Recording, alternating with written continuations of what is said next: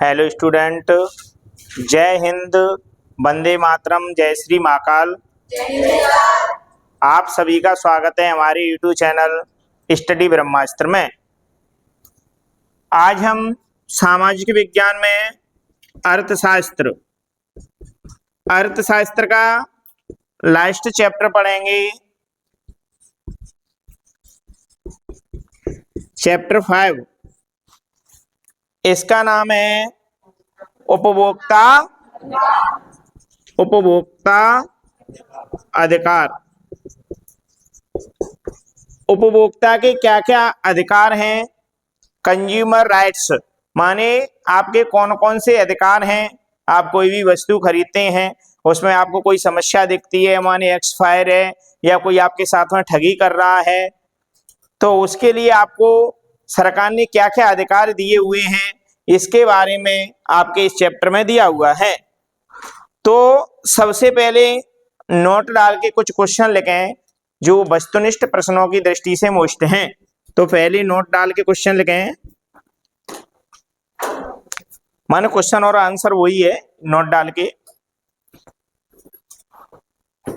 लिखें। इसमें अत्यधिक खाद्य कमी, अत्यधिक खाद्य कमी, अत्यधिक खाद्य कमी, जमाखोरी,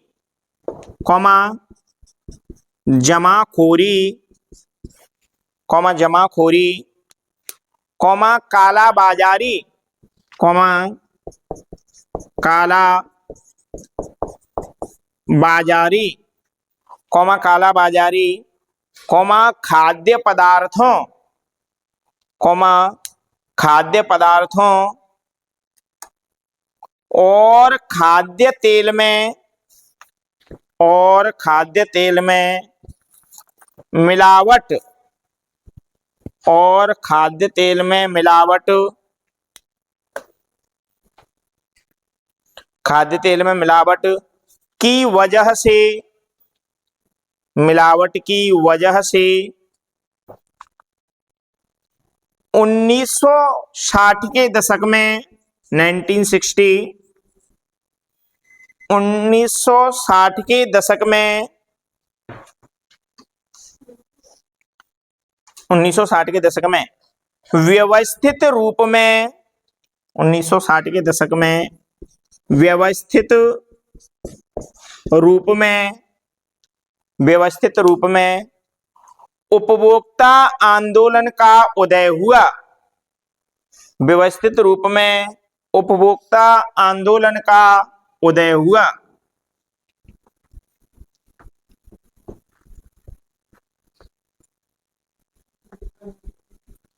तो स्टूडेंट आपके लिए आएगा सबसे पहले कि उपभोक्ता आंदोलन का उदय कब हुआ।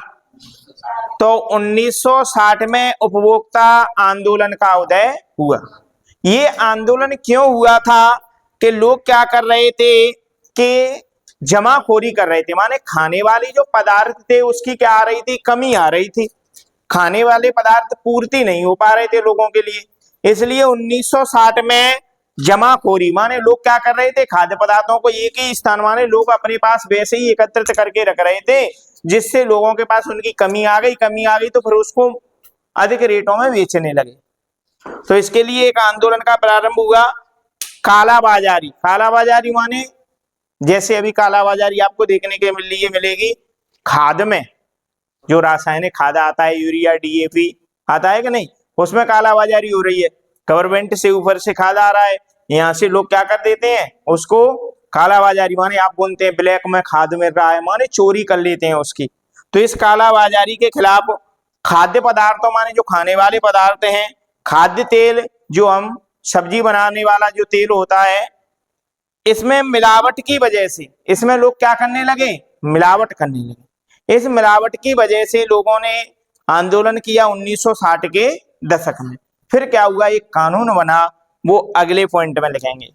अगला पॉइंट बनाए आप,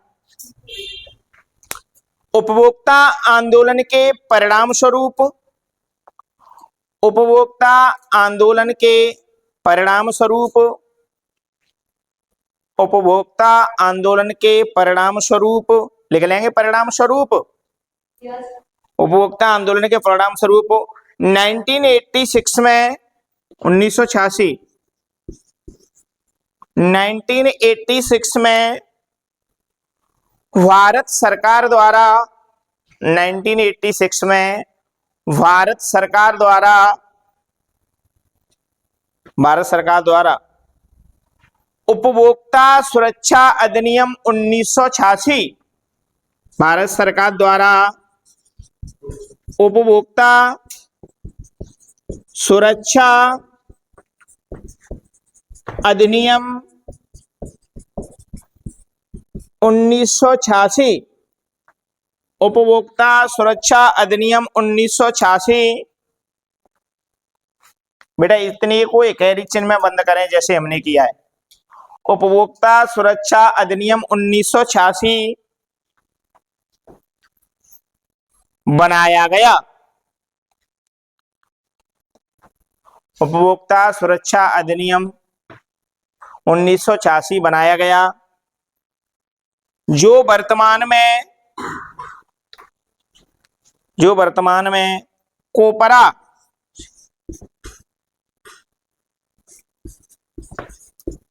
कैपिटल लिखें सभी, जो वर्तमान में कोपरा के नाम से प्रसिद्ध है। जो उपभोक्ता सुरक्षा अधिनियम 1986 है, इसे वर्तमान में अपन किस नाम से जानते हैं? कोपरा के नाम से जानते हैं। तो उपभोक्ता सुरक्षा अधिनियम का उदय कब हुआ? 1986 में। जिसे कोपरा कहते हैं, तो कोपरा का उदय कब हुआ? 1986। अगला पॉइंट लिखेंगे इसी बेस पर, सन 2005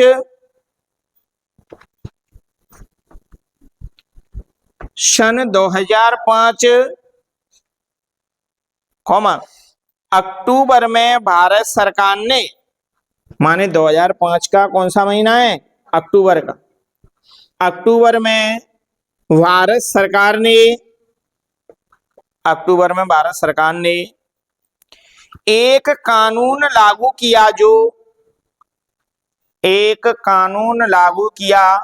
भारत सरकार ने एक कानून लागू किया जो आरटीआई, राइट टू इंफॉर्मेशन, इसकी फुल फॉर्म है राइट टू इंफॉर्मेशन, आरटीआई कोष्टक में लिख सकते हैं, राइट टू इंफॉर्मेशन।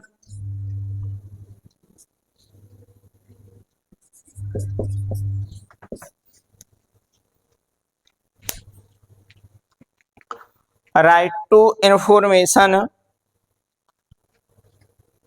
या हिंदी में बोलेंगे, या दूसरा नाम क्या है? या सूचना पाने का अधिकार, इसे हिंदी में बोलते हैं सूचना पाने का अधिकार के नाम से जाना जाता है। सूचना पाने का अधिकार के नाम से जाना जाता है।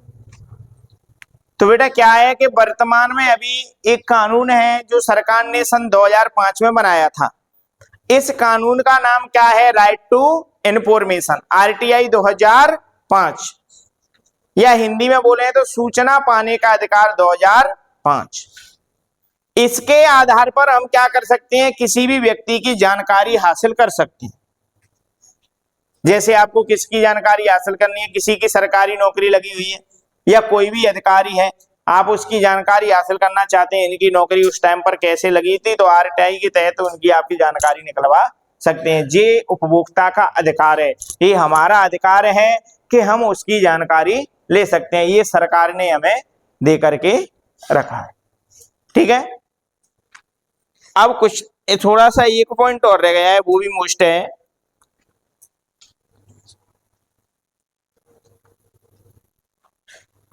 भारत में उपभोक्ता दिवस, अगला पॉइंट लिखें, भारत में उपभोक्ता दिवस कब मनाया जाता है? बताओ बेटा, बताए किसी को। भारत में उपभोक्ता दिवस कब मनाया जाता है? डैश लगा के लिखें 24 दिसंबर। भारत में उपभोक्ता दिवस कब मनाया जाता है? डैश लगा के लिखें 24 दिसंबर। तो 24 दिसंबर को कौन सा दिवस मनाया जाता है? उपभोक्ता दिवस मनाया जाता है। माने उपभोक्ता के जो अधिकार हैं और सूचना पाने का अधिकार है, इसके तहत ही हमारे जो अधिकार हैं उसके लिए एक दिवस मनाया गया, उपभोक्ता दिवस, वो मनाया जाता है 24 दिसंबर। शिक्षक दिवस कब मनाया जाता है? शिक्षक दिवस अभी निकल के गया है, भूल गए? 5 सितंबर। बाल दिवस 14 नवंबर। महिला दिवस 8 मार्च। तो ऐसे सभी दिवस हैं, ये मुख्य दिवस हैं, इनको तो आप याद ही कर लें, ठीक है।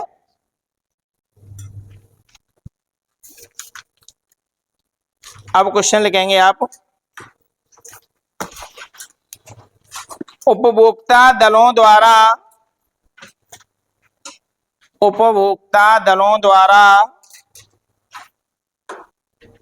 कौन कौन से उपाय अपनाए जा सकते हैं?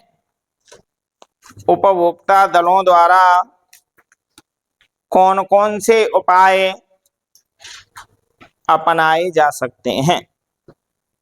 उपभोक्ता दलों द्वारा कौन कौन से उपाय अपनाए जा सकते हैं?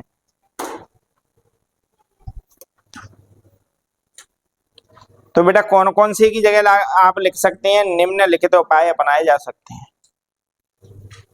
खुशी क्यों नहीं लिख रही है? लिखा है? अच्छा, लिख भी लिया। उपभोक्ता दलों द्वारा निम्नलिखित उपाय अपनाए जा सकते हैं।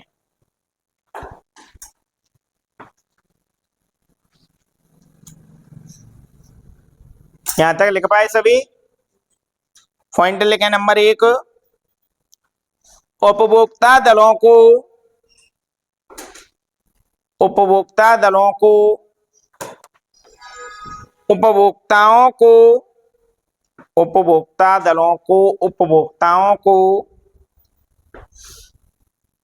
उनके अधिकारों के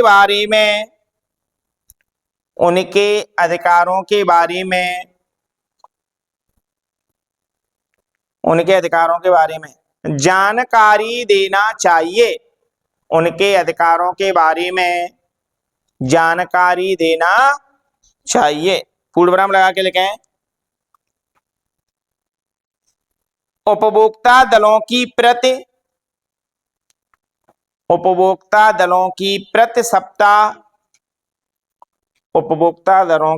सप्ताह या महीने में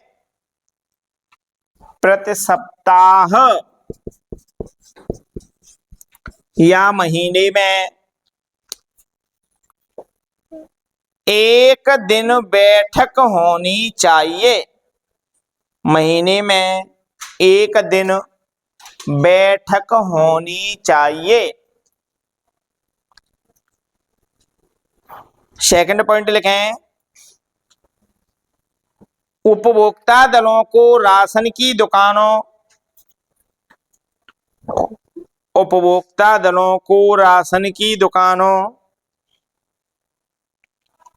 और अन्य दुकानों में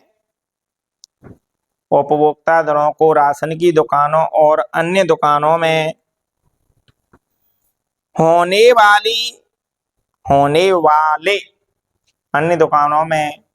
वाले अनुचित कार्यों पर नजर रखना चाहिए। होने वाले अनुचित कार्यों पर नजर रखना चाहिए।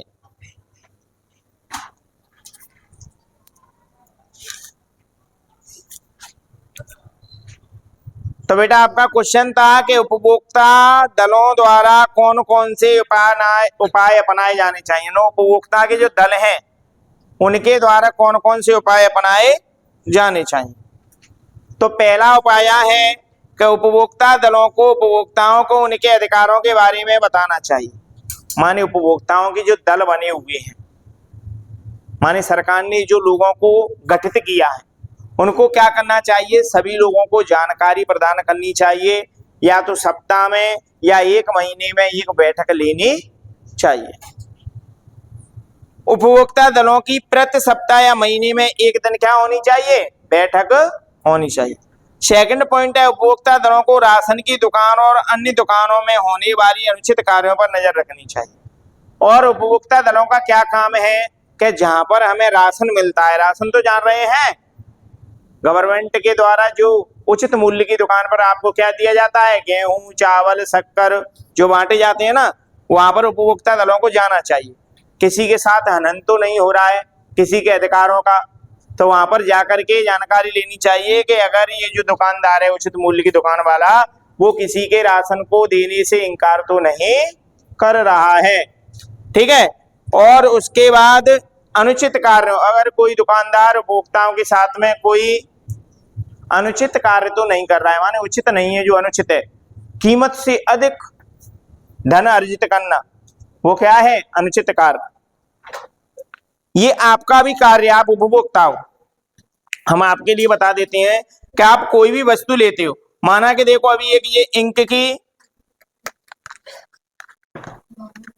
इंक आती है इसके अंदर, तो इसमें इंक आती है, तो सबसे पहले आपको क्या देखना है, इसकी कीमत देखनी है कि इस पर कीमत कितनी है, और उसके बाद फिर इसकी एक्सपायरी डेट देखनी है कि कब ये एक्सपायर हो रही है। तो कोई भी उपभोक्ता, कोई भी दुकानदार कीमत से अधिक रेट पर उसे बेच नहीं सकता है, ये आपका अधिकार है। अगर वो कीमत से अधिक बेचता है तो उसकी आप शिकायत कर सकते हैं। आपके पास मोबाइल है, गूगल से सर्च नंबर निकालिए, राइट टू इन्फॉर्मेशन, या कोई गूगल पर साइट है, उसके आधार पर आप इसकी शिकायत कर सकते हैं उस दुकानदार की, और उसको उस पर कार्रवाई हो जाए। तो अभी आप कभी भी कोई वस्तु खरीद रहे हैं, उस पर रेट लिखिए, उससे कम ही दामों पर मिलेगा परसेंट काट के, अन्यथा उससे जो रेट है उससे 50 पैसे भी आपसे ज्यादा नहीं ले सकता है। नहीं तो फिर आपके जो अधिकार हैं उनका वो क्या हो रहा है, हनन हो रहा है। जी आपका कार्य है, आप उपभोक्ता हो, आपको जागरूक होना चाहिए। दूसरी बात, आप एक्सपायर हो गई वस्तु ना खरीदें। दुकानदार आपसे कहेगा अभी कल ही तो एक्सपायर हुई है, क्या हो गया एक दिन में, ना खरीदें। एक्सपायर तो एक्सपायर होती है, लास्ट डेट रहती है, फिर उस जो वस्तु है उसकी गुणवत्ता खत्म हो जाती है। गुणवत्ता खत्म होने से अगर आप कोई दवाई गोली है उसको एक्सपायर तो किसी भी हालत में ना लें, वो आपको रिजेक्शन भी कर सकती है, उसके विपरीत प्रभाव हो सकते हैं आपके शरीर पर। ठीक है। तो ये आप क्या करते हो, लाए कोई भी वस्तु, आप उसको क्या कर लेते हो, डायरेक्ट यूज कर लेते हो, ये आपकी गलती है। ये आप उपभोक्ता हो, आप पहले वहां से कोई भी वस्तु खरीद रहे हो, बिस्कुट, नमकीन, चाय पत्ती, उस पर पहले एक्सपायरी डेट देखो और साथ में कीमत देखो। तो दुकानदार आपसे अधिक कीमत तो नहीं ले रहा है उस पर जो रेट डली है उससे, और दूसरा है एक्सपायर तो नहीं है। उन्हें यहाँ पता चलता है कि एक्सपायर खा जाते हैं, उसके बाद आपको विपरीत प्रभाव दिखते हैं टेबलेट्स के, या कोई दवाई भी है, फिर तब पता चलता है अरे हमने तो एक्सपायर डिब्बी ले ली, या एक्सपायर बोतल ले ली, कोई भी शीशी है दवाई वाली, या एक्सपायर टेबलेट ले ली। तो ये आपका, आप पढ़े लिखे हो, आपके माता पिता कम पढ़े लिखे होंगे, आपका काम है कि कोई भी वस्तु आप खरीद रहे हो उसकी क्या देखें, एक्सपायरी डेट देखें, साथ में ही उसकी कीमत देखें। एक बार दुकानदार से बोले कि भैया जी एक्सपायर है, अगर वो वापस नहीं करता है, आपके पैसे नहीं देता है, तो तुरंत उससे बोल रहे हैं हम आरटीआई के तहत आपकी शिकायत कर सकते हैं, तो वो तुरंत आपके पैसे रिटर्न करते हैं, दूसरी दुकान से ले लें। अगला क्वेश्चन लिखें, नियम और कानून होने के बावजूद, नियम और कानून होने के बावजूद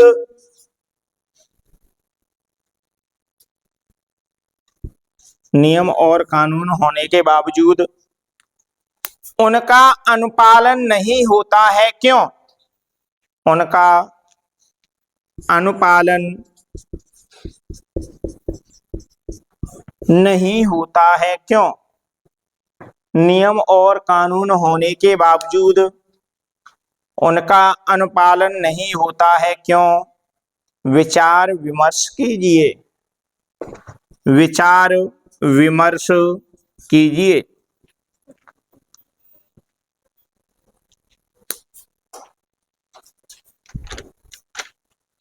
उत्तर लिखेंगे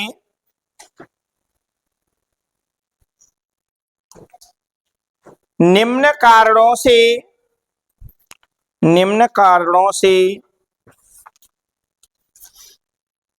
नियम और कानून होने के बावजूद, निम्न कारणों से नियम और कानून होने के बावजूद उनका अनुपालन नहीं होता है। निम्न कारणों से नियम और कानून होने के बावजूद उनका अनुपालन नहीं होता है।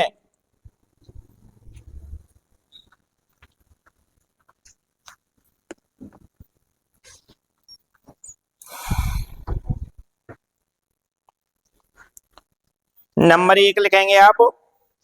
नंबर 1, उपभोक्ता जागरूकता। उपभोक्ता जागरूकता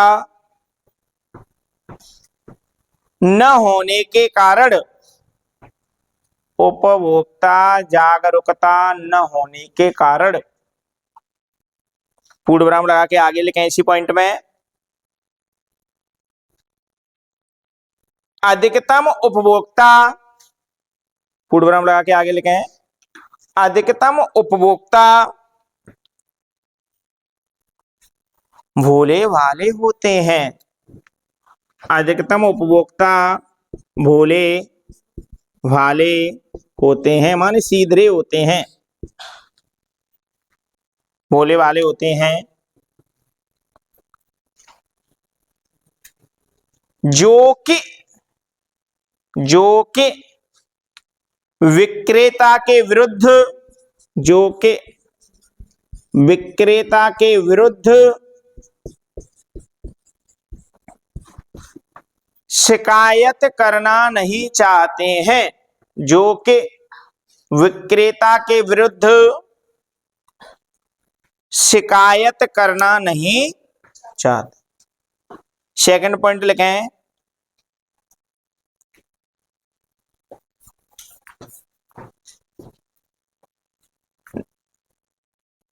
न्याय मिलने में अधिक समय लगना, न्याय मिलने में अधिक समय लगना व लंबी वैधानिक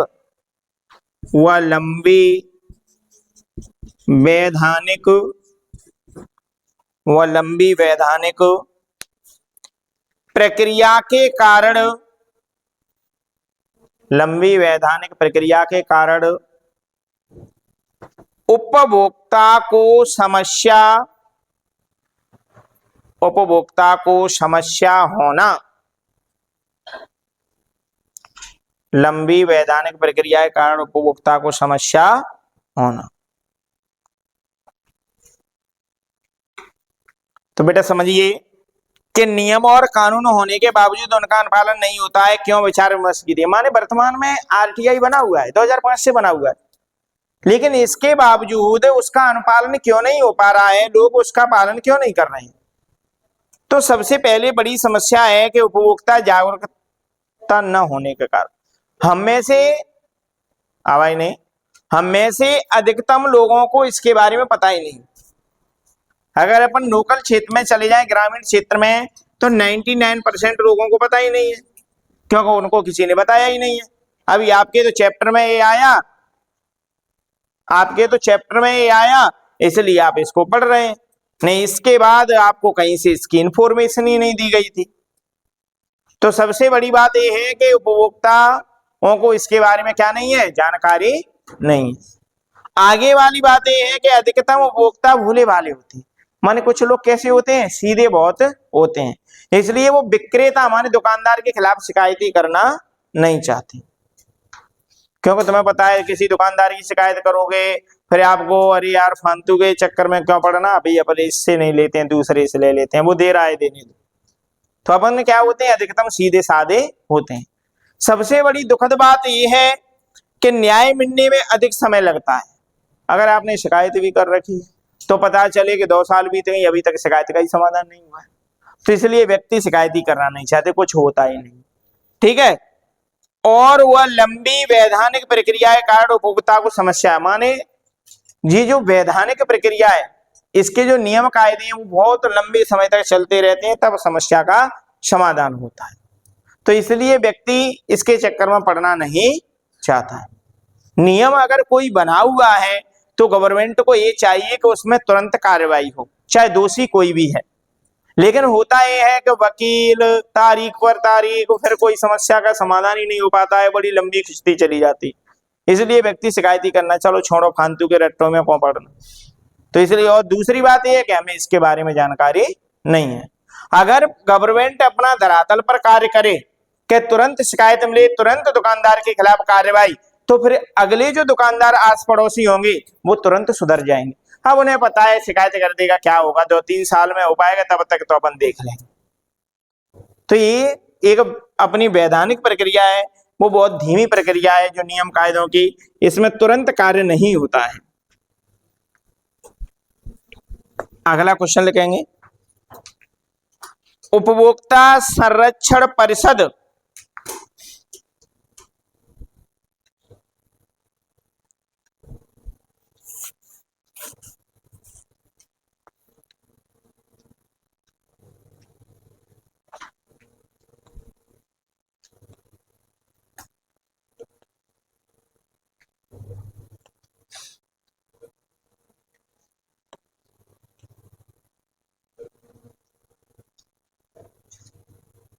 उपभोक्ता संरक्षण परिषद और उपभोक्ता विवाद निवारण आयोग में अंतर बताइए।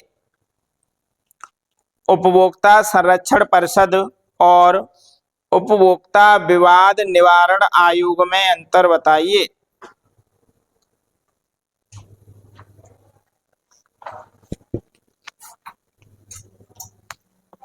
तो एक कॉलम बना है उपभोक्ता संरक्षण परिषद, एक कॉलम बना है उपभोक्ता विवाद निवारण आयोग।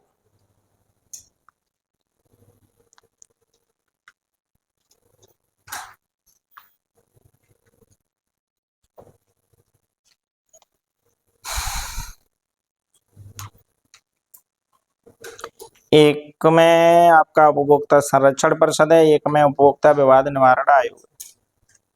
दोनों कॉलम बन गए सभी के।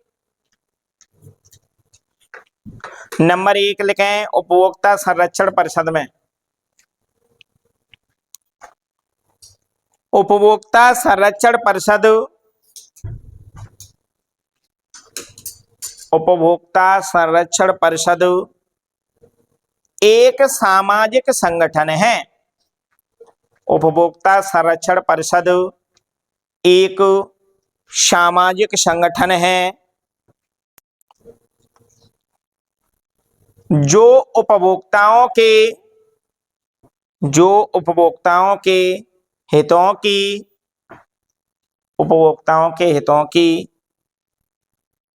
रक्षा और उन्हें बढ़ावा देता है।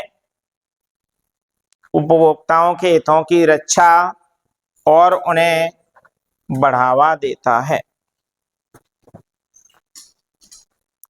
और उन्हें बढ़ावा देता है। यहां तक सब लोग लिख पाए? इधर में लिखें उपभोक्ता विवाद वाले में नंबर 1, जिला राज्य और राष्ट्रीय स्तरों पर स्थित राष्ट्रीय स्तरों पर स्थित अदालत को उपभोक्ता विवाद निवारण आयोग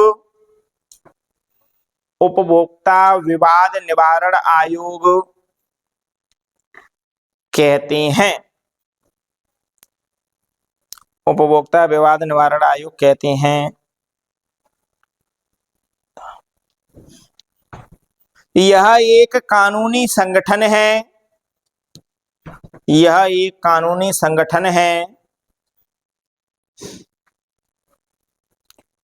जो निर्णय देता है।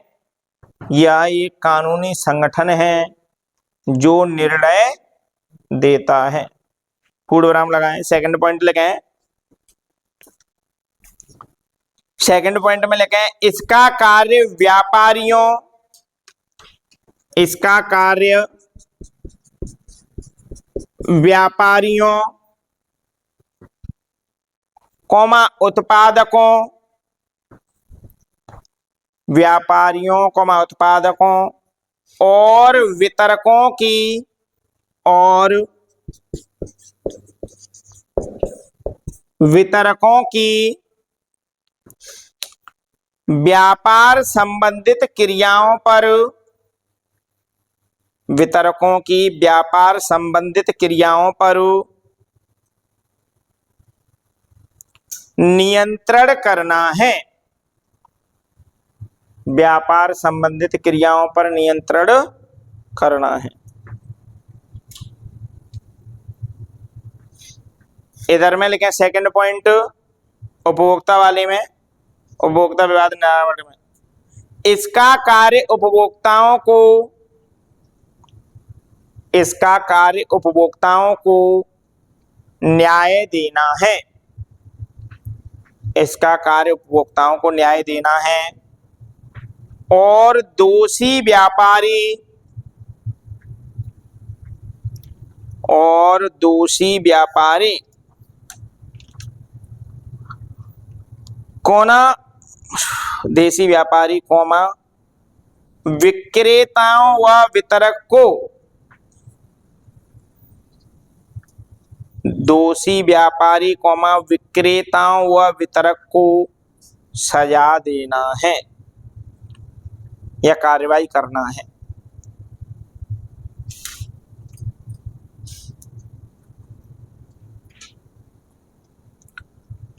तो बेटा आपका क्वेश्चन था कि उपभोक्ता संरक्षण परिषद और उपभोक्ता विवाद निवारण में अंतर बताना है। तो संरक्षण परिषद में क्या है? उपभोक्ता संरक्षण परिषद एक सामाजिक संगठन है। उपभोक्ता जो संरक्षण परिषद है वो क्या है? एक सामाजिक संगठन है, समाज के द्वारा बनाया गया एक संगठन है जो उपभोक्ताओं के हितों की रक्षा और उन्हें बढ़ावा देता है। और ये क्या करता है? उपभोक्ता है माने उपयोग की जाने वाली व्यक्ति, किसी भी वस्तु का उपयोग की जाने वाला जो व्यक्ति होता है उसे हम क्या कहते हैं? उपभोक्ता कहते हैं। तो उपभोक्ता के हितों की रक्षा और उन्हें बढ़ावा देता है। ये क्या करता है? उपभोक्ता कौन कौन से हित हैं उनकी रक्षा भी करता है और उन्हें आगे बढ़ाने में मदद करता है। इधर में है विवाद वाली में कि जिला, राज्य और राष्ट्रीय स्तर पर स्थित अदालत को उपभोक्ता विवाद निवारण कहते हैं। जिले पर है, कंप्लीट राज्य में है, या राष्ट्रीय स्तर पर स्थित जो अदालत होती है, जो कोर्ट होता है, उसे उपभोक्ता विवाद निवारण आयोग कहते हैं। यह एक क्या होता है? कानूनी संगठन होता है जो निर्णय देता है। तो उपभोक्ता संरक्षण परिषद एक सामाजिक संगठन है और उपभोक्ता विवाद निवारण वाला क्या है? एक कानूनी संगठन है। इसमें कानूनी के नियम कायदों का पालन होता है। सेकंड पॉइंट है इसका कार्य व्यापारियों, उत्पादकों तथा वितरकों की व्यापार संबंधित क्रियाओं पर नियंत्रण करना।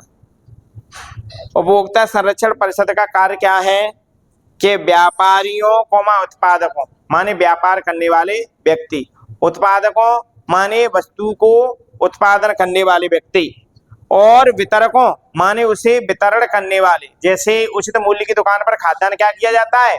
वितरित किया जाता है माने बांटा जाता है।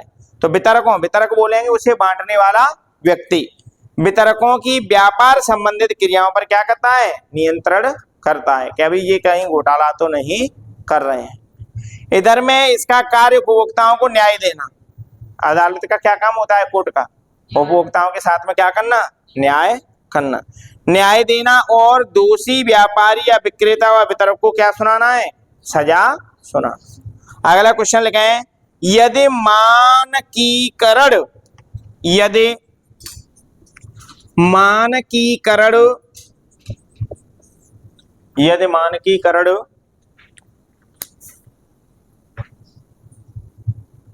वस्तुओं की गुणवत्ता को सुनिश्चित करता है, यदि मानकीकरण वस्तुओं की गुणवत्ता को सुनिश्चित करता है यदि मानकीकरण वस्तुओं की गुणवत्ता को सुनिश्चित करता है तो क्यों बाजार में बहुत सी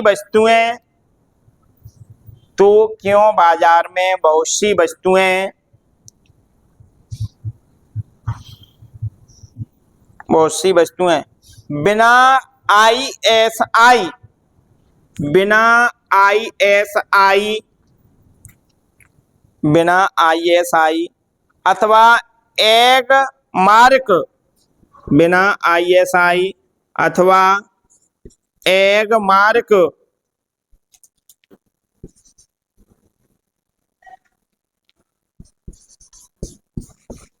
अथवा एग मार्क प्रमाणन के मौजूद हैं। प्रमाणन। तो बेटा क्वेश्चन कह रहा है कि यदि मानकीकरण वस्तुओं की गुणवत्ता को सुनिश्चित करता है, मानकीकरण एक आयोग है, वो क्या करता है, वस्तुओं की गुणवत्ता को सुनिश्चित करता है। कहाँ इस वस्तु में इतनी गुणवत्ता पाई जा रही। माने आप कोई भी वस्तु ले रहे, जैसे सांची का दूध लेते हो, बाबा रामदेव का घी लेते हो, कोई भी वस्तु लेते हो, तो उसमें जो मानकीकरण है, जो ISI है, इसके द्वारा पता चलता है। अगर ISI मात्रक लगा हुआ है तो उसमें जितनी भी बातें हैं वो क्या है, सत्य हैं। जब इसकी वो निगरानी कर रहा है मानकीकरण, फिर भी बिना जो ISI की जो वस्तुएं वो कैसे बिक जाती हैं जी है। तो उत्तर में लिखें, हमें यह पता है कि मानकीकरण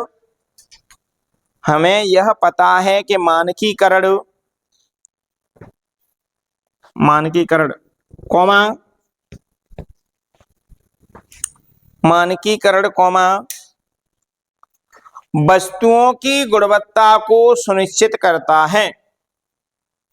हमें यह पता है कि मानकीकरण वस्तुओं की गुणवत्ता को सुनिश्चित करता है कि हम जो वस्तुएं खरीद रहे हैं,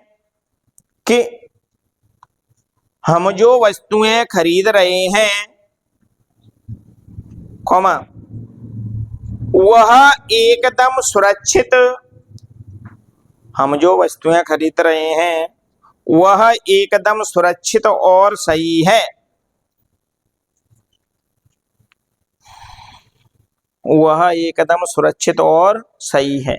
लेकिन बाजार में हमें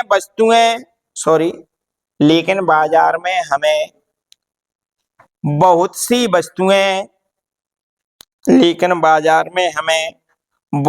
वस्तुएं बिना ISI, अभी लिखा था आपने क्वेश्चन में, बहुत सी वस्तुएं बिना ISI का दूसरा नाम क्या है, एग मार्क, बिना ISI अथवा एग मार्क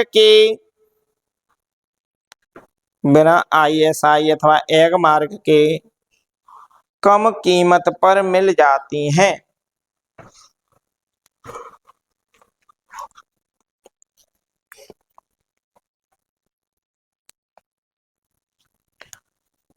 बिना ISI अथवा एग मार्क के कम कीमत पर मिल जाती, क्योंकि कुछ उत्पादक असली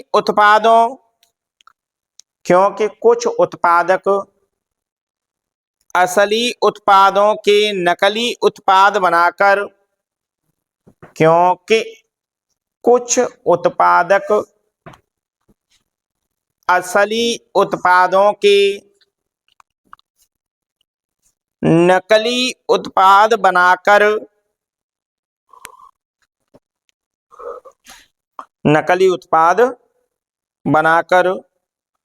कम कीमत में बेचते हैं, जिससे उत्पादक को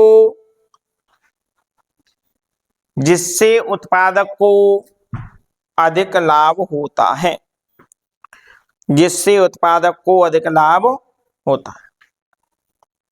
तो भैया समझो,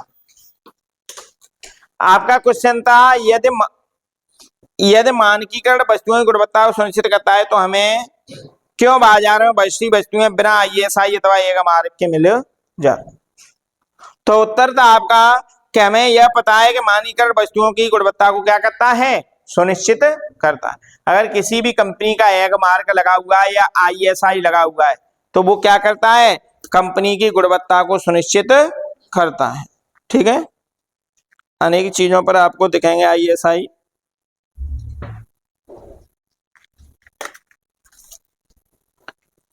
ISI लगा हुआ है तो वो क्या करता है, उसकी गुणवत्ता को सुनिश्चित करता है। आगे दिया हुआ है कि हम जो वस्तुएं खरीद रहे हैं वह एकदम सुरक्षित और सही है, लेकिन बाजार में हमें बहुत सी वस्तुएं बिना ISI अथवा एगार के मिल सकती हैं। माने क्या होता है, अगर ISI लगा हुआ है तो आप कन्फर्म कर लें कि आप जो वस्तुएं खरीद रहे हैं वो क्या है, एकदम सही है। लेकिन जिस पर एग मार्क नहीं लगा हुआ है तो उस पर क्या है कि उसकी निगरानी नहीं की गई है, किसके द्वारा, मानकीकरण के द्वारा।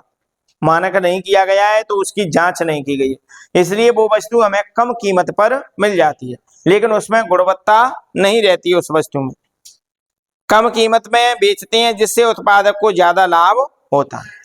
ठीक है, तो आप जो भी वस्तुएं खरीदें वो कैसी खरीदनी है, जिस पर ISI या एग मार्क क्या हुआ है, लगा हुआ है। सभी वस्तुओं पर लगा रहता है ISI, इस पे भी लगा हुआ है,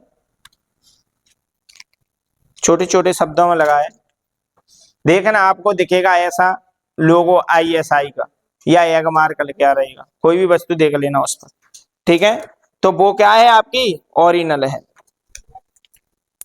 अगला क्वेश्चन लिखे हैं, दो उदाहरण देकर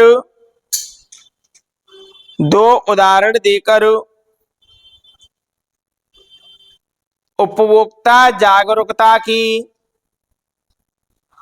जरूरत का वर्णन कीजिए। दो उदाहरण देकर उपभोक्ता जागरूकता की जरूरत का वर्णन कीजिए।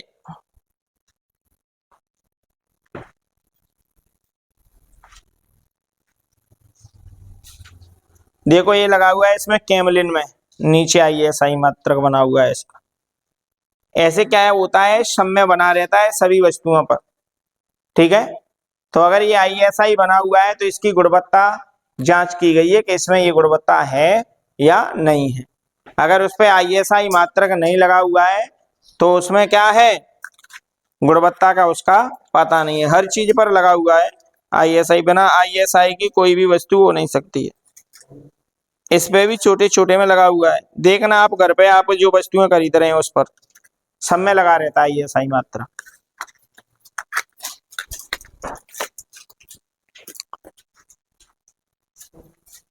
तो नंबर 1 लिखे, नंबर 1, जब कोई दुकानदार वस्तुओं का कम वजन तौलता है, कम वजन तौलता है और उसी कीमत पर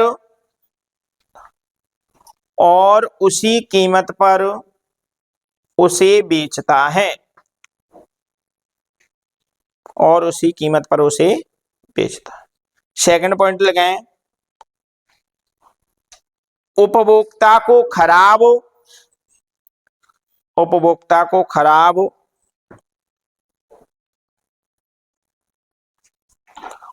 मिलावटी वस्तुएं बेचता है।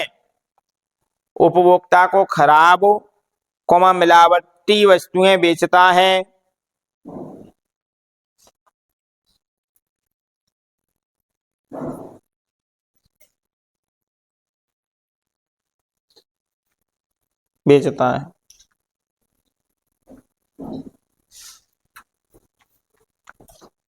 पूर्ण विराम लगा के लगाएं। इन कारणों से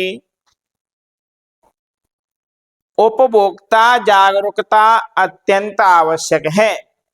इन कारणों से उपभोक्ता जागरूकता अत्यंत आवश्यक है। तो समझिए कि दो उदाहरण देकर उपभोक्ता जागरूकता की जरूरत का वर्णन कीजिए। मतलब हमें जागरूक होने की क्या जरूरत है, क्यों जरूरत है?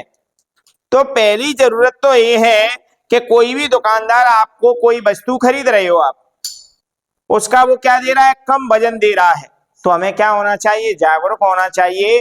अगर आपसे कोई वस्तु ले रहे हो, आप शक्कर ले रहे हो, तो शक्कर में अगर आप 1 किलो के उसे पैसे दे रहे हो, आपको दे रहा है वो कितना, 950 ग्राम, 950 ग्राम, माने 50 ग्राम कम तौल रहा है वो। या कोई फल ले रहे हो, कोई भी वस्तु ले रहे हो, अगर वो उसमें कम वजन दे रहा है तो आप उसकी शिकायत कर सकते हैं। दूसरा है आपका पॉइंट के उपभोक्ता को खराब या मिलावटी वस्तु है। अगर आपको कोई मिलावटी वस्तु दे रहा है, जैसे दूध है, दही है, मक्खन है, अगर कहीं आपको मिलावटी दिखता है तो आप उसकी शिकायत कर सकते हैं। खराब या मिलावटी वस्तुएं बेचने पर उपभोक्ता का जागरूक होना अति आवश्यक है। आप जागरूक होंगे, उसके बारे में जानेंगे, तभी आप क्या कर सकते हैं, उनकी शिकायत कर सकते हैं। अगला क्वेश्चन लिखिए, उपभोक्ता शोषण के 2 बिंदु लिखिए। उपभोक्ता शोषण के 2 बिंदु लिखिए। माने जो उपभोक्ता होता है, उपभोक्ता कौन कौन नहीं समझ पा रहा है बेटा? उपभोक्ता जानते हो? उपभोक्ता मतलब, उपभोक्ता मतलब यही तो सबसे बड़ी समस्या है कैलारस की, पूछते नहीं हो, तब से उपभोक्ता चैप्टर का नाम है और उपभोक्ता चल रहा है, लेकिन अभी आपने ये क्वेश्चन नहीं किया कि उपभोक्ता क्या होता है। सब अभी पता नहीं है आपको, आए सुन के लिख के ले गए, बस पढ़ लिया। जब आपको पता नहीं है कि उपभोक्ता क्या होता है तो आप पूछ भी सकते हो। अब हम पूछ रहे हैं तब आपके पास आंसर नहीं है। हाँ भैया, उपभोक्ता मतलब कोमल, क्यों ना पता, फिर आपने पूछा क्यों नहीं? बस लिखने के लिए आए। बड़ी दुखद बात है यार, तुम लोग पूछते नहीं हो, ना तो लड़कियां पूछती हैं ना लड़के, बस आए लिख के ले गए, समझ में आ गया, हाँ आ गया, कुछ पूछने का काम ही नहीं। जब हमने पूछा तो आप बता नहीं पा रहे हो। भैया पूछा करो, जहां भी कोचिंग पढ़ते हो, हमारे यहाँ पढ़ रहे हो तो हमसे पूछो, क्वेश्चन करो। क्यों पढ़ने आ रहे हो, कोचिंग क्यों लगाई, पैसे क्यों खर्च कर रहे हो, आप क्वेश्चन ही नहीं करते हो, साइलेंट आए। तो उपभोक्ता को मतलब है वस्तुओं को खरीदने वाला व्यक्ति। आप कोई वस्तु खरीद रहे हो तो आप कौन हो, उपभोक्ता। आप कोई वस्तु बेच रहे हो तो आप कौन हो, विक्रेता। माने आप दुकानदार हो, किसी की दुकान है आपके पास कोई भी वस्तु की, तो आप कौन है, विक्रेता। अब वो आपसे जो वस्तु खरीद रहा है वो व्यक्ति, वो खरीदार कौन है, उपभोक्ता। ये आपको जानकारी होनी चाहिए, पूरे चैप्टर का ही नाम उपभोक्ता है। अभी उसके 7-8 क्वेश्चन हो गए, उपभोक्ता ही चल रहा है, आपको ये भी नहीं पता था क्या होता है उपभोक्ता, लेकिन लिखते ही चल रहे हैं। उपभोक्ता शोषण के 2 बिंदु बताइए। माने जो उपभोक्ता व्यक्ति है उसका शोषण कैसे होता है। शोषण का मतलब उसके साथ में ठगी कैसे होती है, उसे कैसे ठगा जाता है। ठगना तो समझ रहे हैं, ठीक है? तो उसे कैसे ठगा जाता है, इसके बारे में आप बताइए। तो पहला आप हेडिंग बनाइए, अज्ञानता। अज्ञानता का अर्थ कौन बता सकता है? अज्ञानता शिवम, सभी गधाओं का ऐसा लग रहा है कि अभी आपको अज्ञानता भी नहीं बताया, शब्द से ही उसका अर्थ निकल रहा है। अज्ञानता माने ज्ञान ही नहीं है, सामने ही लिखा है एक शब्द, उसका भी अर्थ नहीं पता है, लिखा है सामने ज्ञानी माने ज्ञान होना, अज्ञानी जिसके पास ज्ञान नहीं है, अज्ञानता माने ज्ञान की कमी। ऐसा दीपावली पर क्या खाए जो बुद्धि काम नहीं कर रही तुम्हारी कैसी भी? अज्ञानता नहीं पता है, उपभोक्ता नहीं पता है।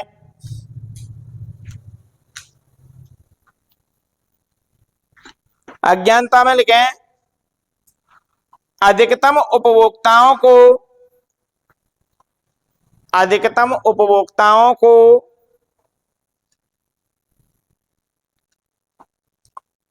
वस्तु की कीमत, अधिकतम उपभोक्ताओं को वस्तु की कीमत,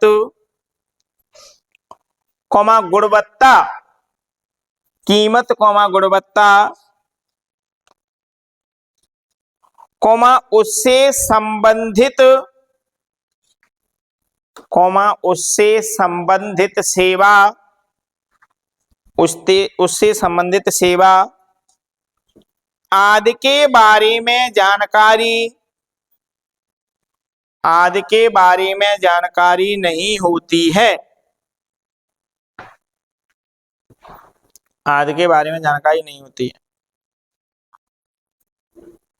और वे विक्रेता की, और वे विक्रेता की कही गई बातों पर, और वे विक्रेता की कही गई बातों पर विश्वास करके,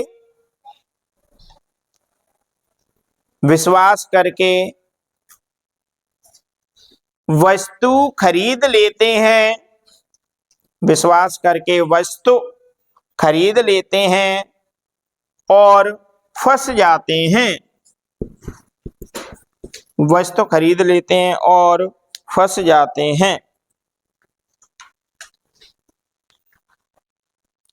सेकंड हेडिंग बनाएं, एकाधिकार।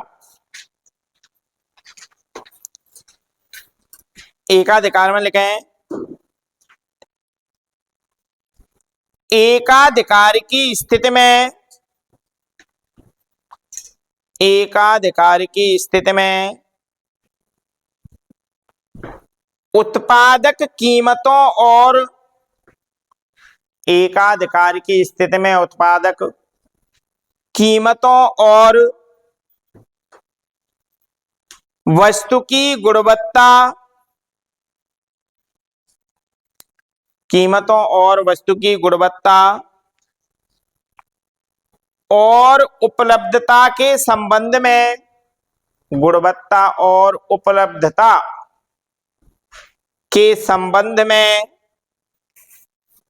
मनमानी करते हैं, उपलब्धता के संबंध में मनमानी करते हैं, मनमानी करते हैं पूर्णविराम। इसके कारण वे, इसके कारण वे उपभोक्ताओं का शोषण करने में, इसके कारण वे उपभोक्ताओं का शोषण करने में सफल हो जाते हैं, उपभोक्ताओं का शोषण करने में सफल हो जाते हैं। तो आपके बेटा क्वेश्चन था कि उपभोक्ता शोषण के दो बिंदु बताइए। माने जो उपभोक्ता होता है, वस्तुओं का उपभोग करने वाला व्यक्ति, उसका शोषण कैसे करती है विक्रेता। तो पहला है अज्ञानता, जिसके पास ज्ञान ही नहीं है उसका तो कोई भी शोषण कर सकता है। तो अज्ञानता का मतलब ज्ञान का अभाव, अभाव माने कमी। हर शब्द का अर्थ आएगा तभी क्वेश्चन आपकी समझ में आएंगे, तभी आप याद करके जाओगे। आप फीस अवेलेबल करवा रहे हो, हमें उपलब्ध करा रहे हैं, पैसा दे रहे हैं, और आप क्वेश्चन ही नहीं कर रहे हो। हम आपसे पूछते हैं, आपके पास ज्ञान ही नहीं है, वो आपको तो पूछते नहीं हो। क्या मतलब है इसका? आप आगे कैसे बढ़ोगे, कुछ पूछोगे नहीं तो। अभी तक हमने आपको क्वेश्चन लिखा दिए 25 से 30, लेकिन अभी 25 से 30 में हमने आपको समझाया, हमने पूछा आ गया समझ, आ गया। आपने कोई क्वेश्चन ही नहीं किया क्रॉस क्वेश्चन के, सर ये नहीं आया, आपको दोबारा समझाई। ये मतलब क्या होता है इसका? कब बनोगे आप? खुद जागरूक नहीं हो, आपका कोई भी शोषण कर सकता है। अभी शिक्षक शोषण कर रहे हैं, अभी हमसे आप पूछ नहीं रहे हो, हम कुछ भी नहीं बता रहे हैं, लिखाते चले जा रहे हैं, हो गया काम। हम तो फिर भी समझा रहे हैं, हम खुद क्वेश्चन कर रहे हैं आपके जो क्वेश्चन होते हैं वो, लेकिन आप करते नहीं हो। तो कभी भी आप क्लास कहीं भी ले रहे हो तो आपको जो भी शब्द समझ में नहीं आता है, जब हम समझाते हैं तो आप पूछो। क्वेश्चन लिखने के बाद तुरंत समझा रहे हैं आपको, लेकिन आप पूछ ही नहीं रहे हो, और हम पूछते हैं तब कुछ नहीं है, साइलेंट बैठ जाते हो, फ्लाइट मोड डल जाता है, पता नहीं क्यों सब में। तो सबसे पहला है अज्ञानता। अधिकतम उपभोक्ताओं को वस्तु की कीमत, गुणवत्ता, उससे संबंधित सेवा आदि के विषय में जानकारी नहीं होती है। अधिकतम जो उपभोक्ता होते हैं, कोई भी वस्तु हम खरीद रहे हैं उसकी गुणवत्ता के इसमें कौन कौन से गुण हैं, ठीक है, और उससे संबंधित सेवा, माने इससे संबंधित कौन कौन सी सेवाएं हमें दी जाती हैं, कौन कौन से लाभ हमें दिए जाते हैं, उसके बारे में क्या नहीं होती है, जानकारी नहीं होती है। और वे विक्रेता की बताई गई बातों पर विश्वास कर वस्तु खरीद कर फंस जाते हैं। देखो अभी आप दुकानदार देखना, कोई भी नई वस्तु आएगी मार्केट में तो उसका बड़ा प्रचार करेगा वो व्यक्ति, विक्रेता, दुकानदार माने विक्रेता, तो आप उसकी जो बनावटी बातें उसको सुनकर के उनमें क्या कर जाते हैं, फंस जाते हैं। अभी आप चाहे जूता ले लो, चप्पल ले लो और कपड़े ले लो, अगर आपने किसी भी कंपनी का चप्पल लेने के लिए जा रहे हो, जूता लेने के लिए जा रहे हो, आपने कहा कि मुझे बॉस्को की सैंडल दिखाई, अरे भैया बॉस्को को बंधे हुए कितने दिन हो गए, वो तो खराब निकल रही है, उससे अच्छी तो ये आई हुई है। अपनी जो नई कंपनी की जो आई है सैंडल, उसके बहुत गुण बता देगा। हाँ माना कि हम ये नहीं कहेंगे कि वो खराब है, लेकिन हमें तो उसके बारे में जानकारी नहीं है। हमें जानकारी किसके बारे में, बॉस्को के बारे में। हमने बॉस्को को यूज किया है, बॉस्को चली भी अच्छी थी और सैंडल अच्छी है, लेकिन दुकानदार अपने मन से एडिटिंग करके अपनी पास जो उपलब्ध वस्तु है उसके क्या बता रहा है, अधिक गुण बता रहा है, और उनके गुणों के बारे में आपको जानकारी न होने के बावजूद भी आप उसमें क्या कर जाते हैं, फंस जाते हैं। तो फिर आपकी ये क्या है, अज्ञानता है। आपको ज्ञानी बनना है, आपने जिस वस्तु का उपयोग किया है वो ही खरीदना है। उस व्यक्ति के पास वो वस्तु नहीं है तो मत खरीदो।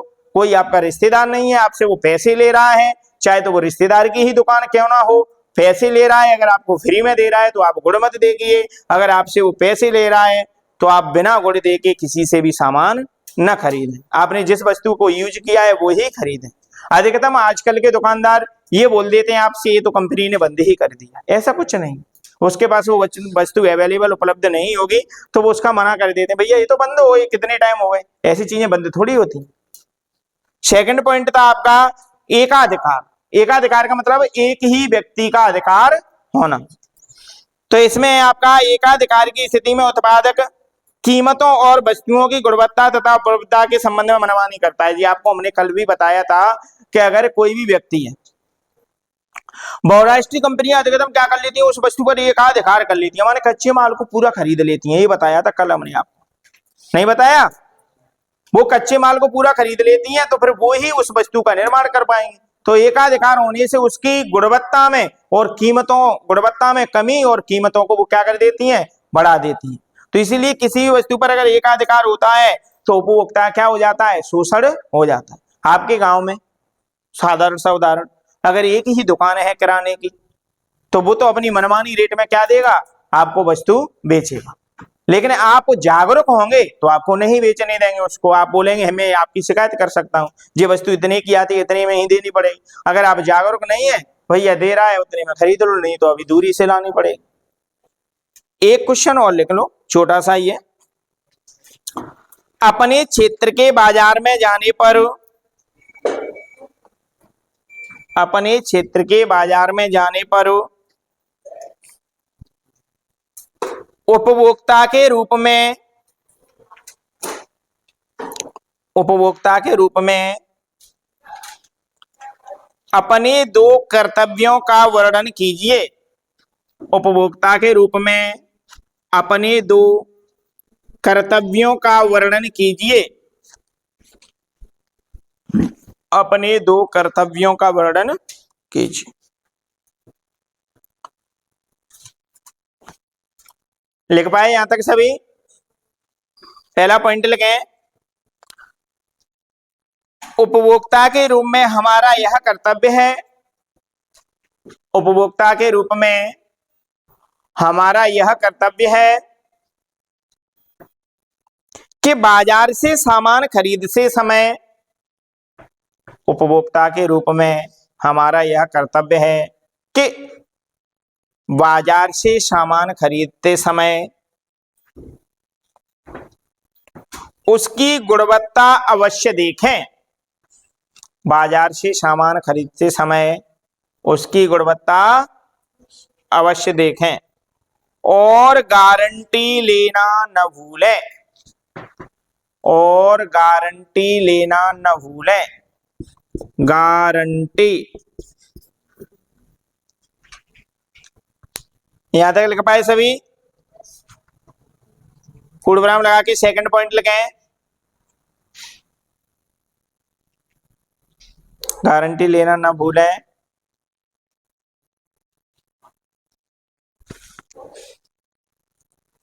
हाँ भैया, पहले वाला पॉइंट लिख लिया सबने, सेकंड पॉइंट लिखें। एक उपभोक्ता के रूप में, एक उपभोक्ता के रूप में हमारा कर्तव्य है कि,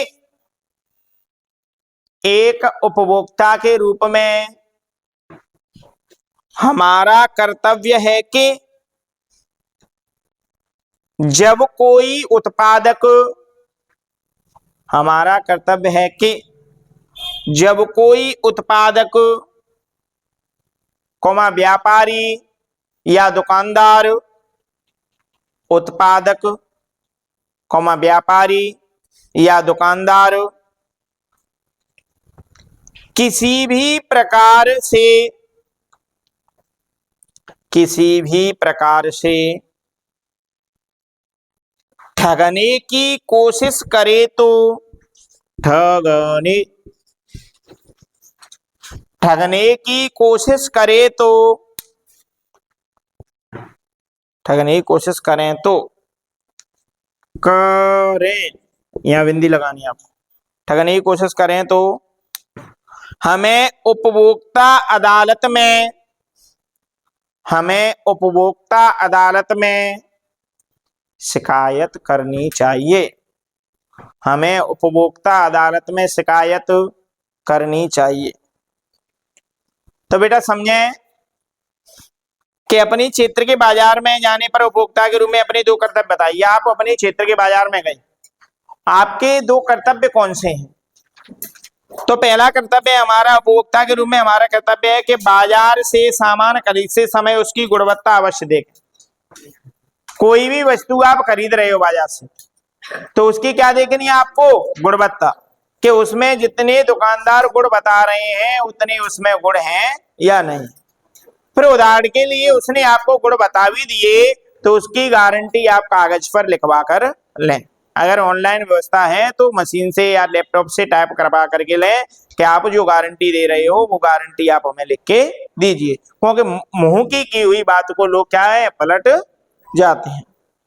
सेकंड पॉइंट है, एक उपभोक्ता के रूप में हमारा कर्तव्य है कि जब कोई उत्पादक माने उस वस्तु को उत्पादन करने वाला व्यक्ति, उत्पादन करने वाला तो समझ पा रहे हैं, कोई भी दोना पत्तल लेके आ रहे हो, पॉप्स लेके आ रहे हो, या कोई भी वस्तु लेके आ रहे हो आप जहां पर उत्पादन हो रहा है, तो जो उत्पादक है और उसके बाद व्यापारी माने उसका क्या कर रहा है, व्यापार कर रहा है, बेच रहा है, या फिर दुकानदार किसी भी प्रकार से ठगने की कोशिश करे। अगर आपको किसी भी प्रकार से ठगने की कोशिश कर रहा है, आपको लग रहा है कि जी हमें ठग रहा है, तो आप क्या करें, तो हमें उपभोक्ता अदालत में उसकी क्या करनी चाहिए, शिकायत करनी चाहिए। अगर आप शिकायत कर देंगे तो क्या होगा, उस पर कानूनी कार्रवाई